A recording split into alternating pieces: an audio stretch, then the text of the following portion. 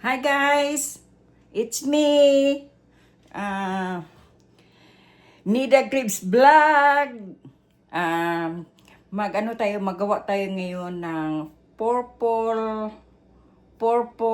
pickle garlic.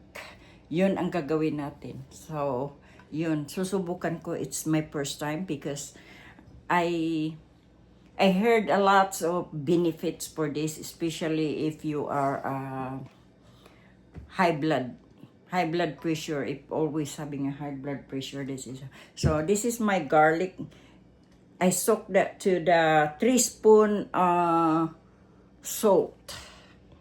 Alright guys, panoorin na lang ninyo kung paano ako magawa. Isok lang daw ng mga 10 minutes.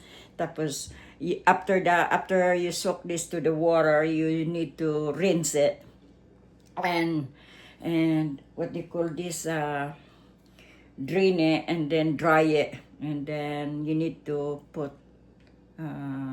vinegar to the jar. But I'm gonna keep going and then anuhin natin guys, tingnan natin kung anong kalalabasan. Alright?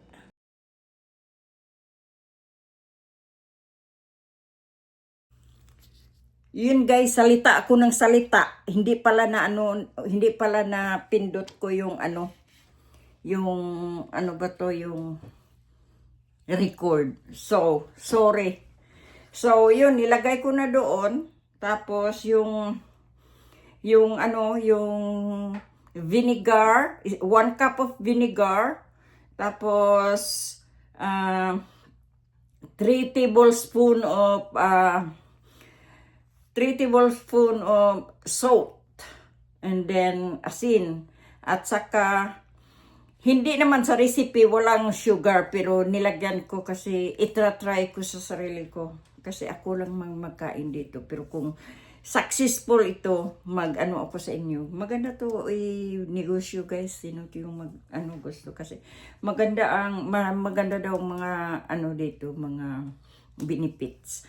So, nilagyan ko ng 2 tablespoon of sugar, white sugar. So, yun. Tapos, ano ko lang sa stove. Tapos, giinit lang. Hindi boiled talaga.